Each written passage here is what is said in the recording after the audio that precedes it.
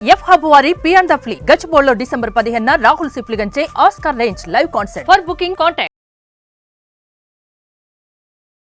నమస్తే శ్రవణ్ గారు.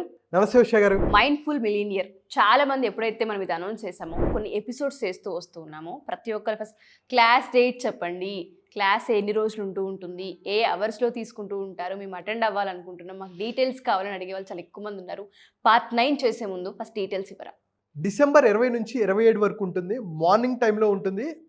అసలు ఏమేమి టాపిక్స్ మాట్లాడుకుంటామంటే ఫస్ట్ అసలు మీ డ్రీమ్స్ ఏంటి, రీఇగ్నైట్ యువర్ డ్రీమ్స్. మన అందరికీ డ్రీమ్స్ ఉంటాయి, కానీ మనం ఒకసారి ట్రై చేసేసరికి అవి అచీవ్ చేయలేక మనం కుంగిపోతాం కదా, సమాధి అయిపోతూ ఉంటాయి. వాటికి మళ్ళీ మంట పెట్టి ఒక్కసారి డ్రీమ్స్ని ఎలా బిల్డ్ చేసుకోవాలి, టైంని, ఎనర్జీని, ఫోకస్ని ఎలా మేనేజ్ చేసుకోవాలి, అసలు మన లైఫ్లో జరిగిన చెడు సంఘటనలు ఉంటాయి. Erasing bad memories. ఒక మెమరీ ట్రైనింగ్ నేను ఎక్స్పర్ట్గా నేనేం చెప్తానంటే, బ్రెయిన్ ఎక్స్పర్ట్గా అసలు మెమరీలో చెడు సంఘటనలు ఎలా మనం రిమూవ్ చేసుకోవాలి, ఎమోషన్స్ని ఎలా హ్యాండిల్ చేసుకోవాలి, హెల్త్ని, వెల్త్ని, రిలేషన్షిప్స్ని, అలాగే బిజినెస్ కానీ కెరియర్ కానీ ఎలా బిల్డ్ చేసుకోవాలి, వీటన్నిటి గురించి 7 days పాటు మనకి యాక్షన్ ఓరియంటెడ్ ఉంటుందండి ప్రోగ్రామ్. మార్నింగ్ పూట ఉంటుంది. ఎవరైతే ఇంట్రెస్టెడ్ ఉంటారో మోర్ డీటెయిల్స్ కింద కనిపిస్తున్న నెంబర్కి ఫోన్ చేసి ఆర్ మెసేజ్ చేసి డీటెయిల్స్ తెలుసుకోవచ్చు. దాంట్లో మేము ఏ టాపిక్స్ మనం మాట్లాడుకుంటాం, ఆల్మోస్ట్ 15 టాపిక్ల వరకు మాట్లాడతాం. మెమరీ గురించి, టైం మేనేజ్మెంట్ గురించి, వాటన్నిటి గురించి మనం మాట్లాడుకుంటాం. నెగిటివ్ నుంచి పాజిటివ్గా ఎలా వెళ్ళాలి, అనుకున్న లక్ష్యాలు ఎలా సాధించాలి, హ్యాపీగా ఉండాలి. ఇది మన రిచ్, హ్యాపీ, సక్సెస్ఫుల్ లైఫ్ మీరు అచీవ్ చేయడానికి నేను సహకారం చేస్తాను ఖచ్చితంగా, దాంట్లో ఎటువంటి సందేహం లేదు. సో 20 నుంచి 27 వరకు ఉంటుంది డిసెంబర్. 7 రోజుల పాటు మార్నింగ్ సెషన్స్లో ఉంటుంది. ఆ టైం డీటెయిల్స్ మా కింద అసిస్టెంట్ చెప్తారు. డెఫినెట్గా. సో చాలా మందికి వర్క్ విషయానికి వచ్చిన బిజినెస్ అయినా ఒక ఇంట్రెస్ట్తో మనం స్టార్ట్ చేస్తూ ఉంటుంటాం, బట్ దాని తర్వాత దాన్ని బర్డెన్గా ఫీల్ అవుతూ ఉంటుంటారు. ప్యాషన్ ఏ విధంగా తెచ్చుకోవాలి అంటారు, ఆ ఇంట్రెస్ట్ని ఏ విధంగా తెచ్చుకోవాలి అంటారు వర్క్ మీద? ఎప్పుడైతే అది ఉంటుందో అప్పుడు మాత్రమే సక్సెస్ వస్తుందని మనం చెప్తూ ఉంటుంటాం. కొన్ని రోజుల తర్వాత అనుకున్నది ఫలితాలు రాకపోవడమో, రిజెక్షన్స్ చూడడమో తెలియదు, కానీ ఫెయిల్యూర్స్ వలనో తెలియదు, కానీ ప్యాషన్ అనేది ఉండదు, కనిపించదు. చెయ్యాలి కాబట్టి చేస్తున్నారన్న బర్డన్ ఫీలింగ్ మనకి ఎక్కడో కనిపిస్తూ ఉంటుంది. సో దానివల్ల అనర్థాలు ఏ విధంగా ఉండే అవకాశం ఉంటుంది అంటారు? దాంతోపాటు ఇంట్రెస్ట్ ఎలా తెచ్చుకోవచ్చు అంటారు? మనకి నచ్చింది చేస్తే ప్యాషన్, లేదు అలా చేస్తున్నాం అంటే అదే తర్వాత పాయిజన్ అయ్యి మనల్ని చంపేస్తుంది. సో అందుకనే ప్యాషనా పాయిజనా. సో ఒకసారి మనం ఆలోచించుకుంటే మన జీవిత కాలంలో ఒక వారానికి 40 గంటలు మనం పనిచేస్తున్నాం అనుకుందాం. అంటే రోజుకి 8 గంటలు పనిచేస్తాం. ఐటీ వాళ్ళు 5 రోజులు పనిచేస్తారు, రోజుకి 8 గంటలు, తక్కువలో తక్కువ అంటే 40 గంటలు పనిచేస్తున్నాం. ఇంటూ సంవత్సరానికి 52 వారాలు, ఇంటూ ఒకవేళ 35 సంవత్సరాలు, మీరు 25 సంవత్సరాలకు మీరు జాబ్ మొదలుపెట్టి 60 సంవత్సరాలకు మీరు రిటైర్ అవుతే ఎన్ని సంవత్సరాలు? 35 సంవత్సరాలు. అంటే ఆల్మోస్ట్ ఎంతో తెలుసా, 72,800 గంటలు మీరు పనిచేస్తున్నారు. లేదు కొంతమంది శనివారం కూడా వర్క్ చేస్తారు కదా, కొన్నిసార్లు ఎక్స్ట్రా వర్క్ చేస్తారు. అదే ఒకవేళ 50 గంటలు మీరు పనిచేస్తే 52 వారాలు, సంవత్సరం మొత్తం పనిచేస్తే, అలా 35 సంవత్సరాలు పనిచేస్తే 91,000 గంటలు. ఆన్ అండ్ యావరేజ్గా 80,000 గంటలు తీసుకుందాం. అంటే మీరు చేసే పని, మీ వృత్తి, మీరు జీవితంలో 80,000 గంటలు పనిచేస్తున్నారు.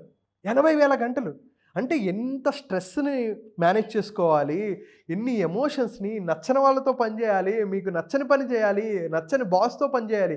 అప్పుడు ఏమవుతుంది? అది ఖచ్చితంగా విషం అవుతుంది, అది మనల్ని తినేస్తుంది. అందుకనే వర్క్ స్ట్రెస్ అనేది మనల్ని చాలా చాలా అనారోగ్యానికి గురి చేస్తుంది, ఖచ్చితంగా గురి చేస్తుంది. అయితే మరి దీని నుంచి ఎలా బయటపడాలి అంటే, అసలు ఈ పని ఎందుకు చేస్తాం మనం ఇప్పుడు ఉన్న పని ఎందుకు చేస్తాం? ఖచ్చితంగా మాట్లాడుకోవాలంటే డబ్బులు. నాకు ఈ స్కిల్ వచ్చు, ఇది నాకు ప్యాషన్ అనుకున్నాను, నేను వచ్చాను, ఈ పని చేస్తున్నాను, డబ్బు కోసం పని చేస్తున్నాను. అయితే అనుకున్నంత నేను ముందు అనుకోలే ఇంత స్ట్రెస్ ఉంటుందని, ఇప్పుడు నాకు తెలుస్తుంది స్ట్రెస్. వింటాం ఇవే మాటలు బయట.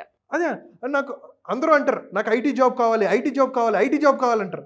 ఐటీ జాబ్కి వెళ్ళిన తర్వాత వామ్మో ఏంట్రా ఎంత స్ట్రెస్ ఉంది అని అనుకొని భయపడుతుంటారు, బాధపడుతుంటారు, దీని నుంచి బయటికి రావాలనుకుంటారు. సో ఫస్ట్ మీ ప్యాషన్ అనుకుంటారు, ఆ ప్యాషన్ అనేది మీకు నచ్చకపోతే పాయిజన్ అవుతుంది. అందుకనే చాలామంది ఎర్లీ ఏజ్లో హార్ట్ అటాక్స్ మనం చూస్తున్నాము, డయాబెటిక్ మనం చూస్తున్నాము, ఎన్నో డిసీజెస్ మనం చూస్తున్నాం. దీనికి కారణం లైఫ్ స్టైల్ కూడా.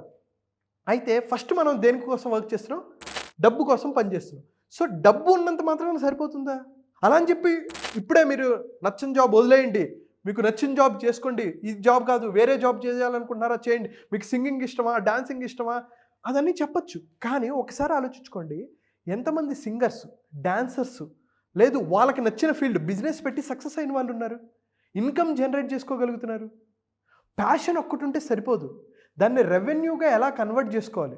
ఇప్పుడు నాకు కోచింగ్ అంటే ఇష్టం అండి, నేను కోచింగ్ నుంచి డబ్బులు సంపాదించకపోతే నా ఫుడ్ ఎలాగా, నా ఫ్యామిలీ నన్ను అడుగుతుంది, నీకు నచ్చింది నువ్వు చేసుకుంటావు కానీ డబ్బులు సంపాదించట్లేదు కదా అని అడుగుతారు కదా. కొన్ని రోజులు బాగానే ఉంటుంది, 10 రోజులు బాగానే ఉంటుంది, 20 రోజులు బాగానే ఉంటుంది. ఒకప్పుడు నేను ఎన్నో సెషన్స్ ఫ్రీగా చేశాను. సార్ నాకు డబ్బులు కూడా వద్దు సార్, ఫ్రీగా చెప్పండి సార్, నేను ఐటీ జాబ్ చేసుకుంటూ నేను తిరిగి కాలేజెస్కి తిరిగి సార్ ఫ్రీగా 1 గంట మాట్లాడతాను సార్ అంటే నన్ను అవమానించిన వాళ్ళు ఉన్నారు.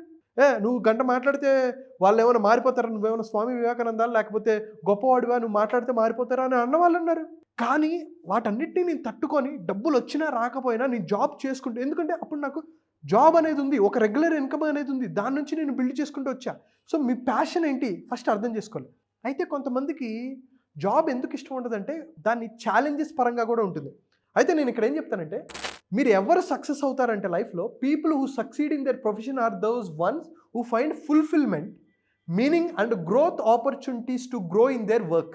అంటే ఏంటి, ఫస్ట్ ఫుల్ఫిల్మెంట్ ఎప్పుడు వస్తుందంటే, ఒక సమస్య వచ్చింది, ఈ సమస్యని సాల్వ్ చేయగలిగే క్యాపబిలిటీ ఉంది మీకు, అంటే సామర్థ్యం ఉంది.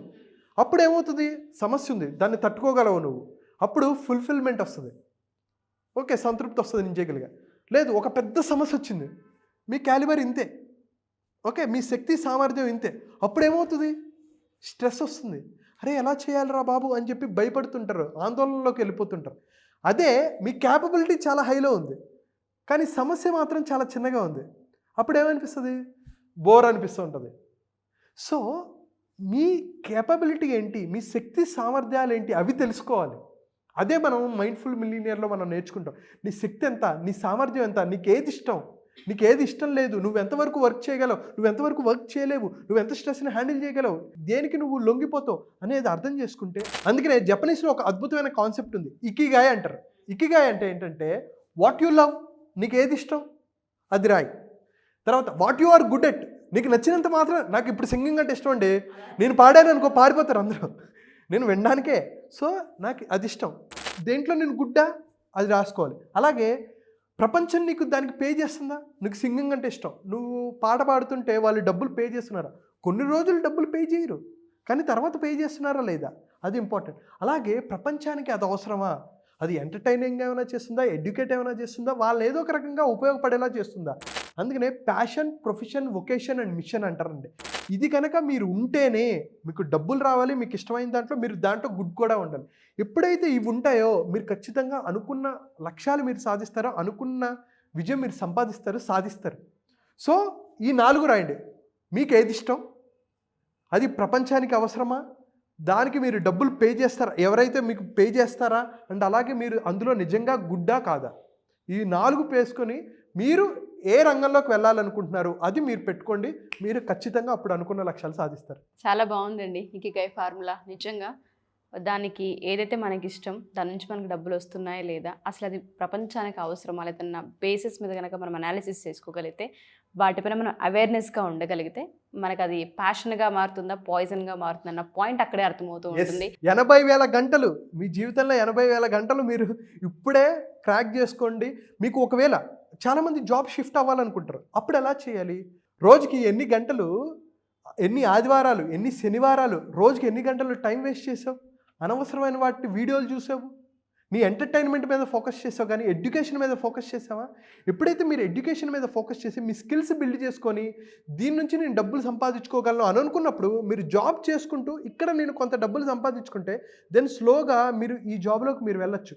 అంతేగా నాకు ఈ జాబ్ ఇష్టం లేదు అని చెప్పి బాస్ని తిట్టుకోవటం, వేరే వాళ్ళని కంప్లైంట్ చేయటం, ఇంటికి వచ్చి రిలేషన్షిప్స్ నాశనం చేసుకొని మీ హెల్త్ని మీరు నాశనం చేసుకునే దానికన్నా మీ ప్యాషన్ ఏంటి, ఈ 4 మీరు కనుక బిల్డ్ చేసుకొని ఆలోచించుకోగలిగితే మీరే మైండ్ఫుల్ మిలియనియర్, మీరు అనుకున్న లక్ష్యాలు ఖచ్చితంగా సాధించగలుగుతుంటారు. ఎగ్జాక్ట్లీ. సో ఎవరైతే ఈ ఎపిసోడ్ చూస్తూ ఉంటుంటారో, మీరు కనుక ఈ సెషన్లో కనుక పార్టిసిపేట్ చేయాలి అనుకుంటే డిసెంబర్ 20వ తారీఖు నుంచి 27 వరకు సెషన్ జరుగుతూ ఉంటుంది. ఎస్పెషల్లీ మార్నింగ్ అవర్స్లో తీసుకుంటూ ఉంటారు. ఇంకా మీకు డీటెయిల్స్ ఇన్ డీటెయిల్గా కనుక కావాలి అనుకుంటే కింద స్క్రోల్ అవుతున్న కాంటాక్ట్ నెంబర్ని కాంటాక్ట్ చేయొచ్చు. థ్యాంక్ యూ శ్రవణ్ గారు. థ్యాంక్ యూ అండి, థ్యాంక్ యూ సో మచ్.